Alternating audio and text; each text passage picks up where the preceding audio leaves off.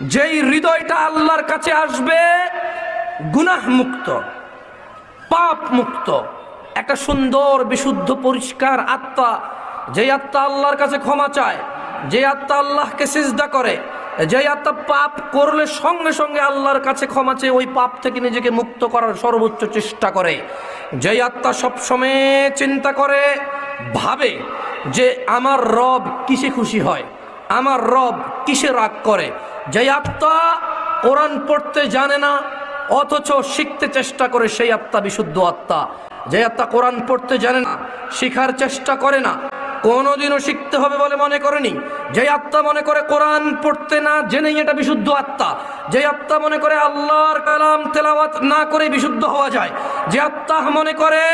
আল্লাহর কোরআন এবং রাসূল সাল্লাল্লাহু আলাইহি সাল্লামের হাদিস না পড়লেও ভালো মন্দের জ্ঞান অর্জন করা যায়, ওয়াজ শুনে, মাহফিল শুনে, গান শুনে, দুনিয়াতে 60-70 বছর বসবাস করে একটা অভিজ্ঞতা অর্জন করে, যে আত্মা মনে করে হ্যাঁ আমি 70 বছর বেঁচেছি, অমুক দেখেছি, তমুক দেখেছি, অমুক শুনেছি, তমুক শুনেছি, অনেক কিছু বুঝে ফেলেছি, ওই আত্মা বিশুদ্ধ নয়। যে আত্মা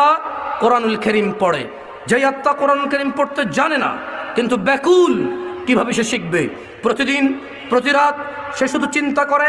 একটা সময় বের করবে, অমুকের কাছে যাবে, তমুকের কাছে যাবে, আলিফ বা তা সা এটা থেকে পড়া স্টার্ট করবে, সূরা ফাতিহা শুদ্ধ করে পড়া শিখবে, কোরআনুল কারীম দেখে পড়া শিখবে। ইভেন কোরআনুল কারীমের যে বঙ্গ অনুবাদ রয়েছে, আল্লাহ যে কথাগুলো আরবিতে বলেছে ওই কথাগুলোকে বাংলায় অনুবাদ করে পড়তে চায়। আল্লাহ সুবহানাহু ওয়া তাআলা বলেছে ইয়াউমা লা ইয়ানফাউ মালুন ওয়ালা বানুন,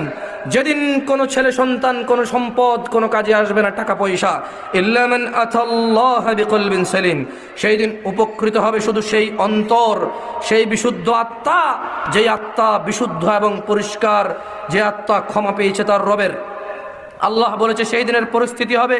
ওয়া উজলিফাতিল জান্নাতু লিল মুত্তাকিন, এবং যারা আল্লাহকে ভয় করে, মুমিন মুত্তাকি, আল্লাহ ভীরুদের সামনে আল্লাহ তাআলা জান্নাতটাকে কাছে করে দেবে। যারা আল্লাহকে ভয় পায়, যারা জানা করার ক্ষেত্রে আল্লাহকে ভয় পায়, মদ খাওয়ার ক্ষেত্রে আল্লাহকে ভয় পায়, মিথ্যে বলার পূর্বে আল্লাহকে ভয় পায়, যারা দুর্নীতি করার পূর্বে আল্লাহকে ভয় পায়, জুলুম করার পূর্বে আল্লাহকে ভয় পায়, আজান হয়ে যায় ঘুমিয়ে থাকতে আল্লাহকে ভয় পায়, আজান হয়ে যায় রিক্সা চালাতে আল্লাহকে ভয় পায়, আজান হয়ে যায় ভ্যান চালাতে আল্লাহকে ভয় পায়, আজান হয়ে যায় মুদি দোকানদারি করতে আল্লাহকে ভয় পায়, আজান হয়ে যায় শিক্ষকতা করতে আল্লাহকে ভয় পায়, আজান হয়ে যায় তার উস্তাদ, বস, উমুক তুমুক, নেতা নেত্রী, ডাক্তার, ইঞ্জিনিয়ার, পাইলট, পয়সাওয়ালা, তার মালিক, তার সুপারভাইজার, তার ম্যানেজার, এগুলোকে যারা পরোয়া করে না, যারা ভয় পায় আজান হয়ে গেছে সে উপস্থিত হবে না নামাজে, এরকম চিন্তা করতে যেগুলো ভয় পায়, এদেরকে বলা হয় আল্লাহ ভীরু। যারা ভয় পায় শিরিক করতে, যারা ভয় পায় বিদআত করতে, যারা এটাও ভয় পায় যে আমি মূর্খ, আমি কোরআন জানি না, এটা আমার জন্য ভয়ের কারণ, সে শিখার চেষ্টা করে ভয়ে, আল্লাহর ভয়ে সে আল্লাহকে জানার চেষ্টা করে, আল্লাহর ভয়ে সে আল্লাহকে বোঝার চেষ্টা করে, আর জ্ঞান অর্জনের জন্য সে আল্লাহর কোরআন কিতাবুল্লাহ, আল্লাহর কিতাবকে সে নির্বাচন করে যে সবার আগে আমি এই কোরআনুল কারীম পড়া শিখবো, এই কোরআনুল কারীম কি বলছে আল্লাহ তা আমি বুঝবো, বোঝার চেষ্টা করবে। আল্লাহ বলছে ওয়া উজলিফাতিল জান্নাতু লিল মুত্তাকিন, আর জান্নাতটাকে নিকটবর্তী করা হবে মুত্তাকিদের জন্য, যারা আল্লাহকে ভয় পায় তাদের জন্য। ওয়া বুররিজাতিল জাহিমু লিল গাওয়িন, এবং জাহান্নামকে খোলা হবে, এবং আগুনকে খোলা হবে, জাহান্নামকে উন্মুক্ত করা হবে তার দর্শকদের জন্য, যারা সালাত আদায় করে না, রোজা রাখে না, যাকাত দেয় না, বিদআত করে, শিরক করে,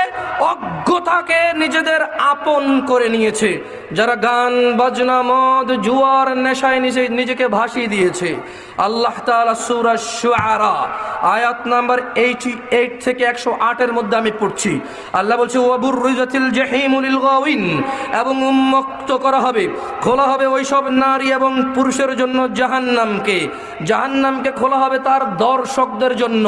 যারা পৃথিবীতে মনে করত নামাজ ছেড়ে দিলে কি আল্লাহ জাহান্নামে দিয়ে দেবে, ওই দর্শক যারা কামনা করেছে যে দেখবে যে জাহান্নামটা কেমন, আল্লাহ তাই বলছে লিল গাওয়িন,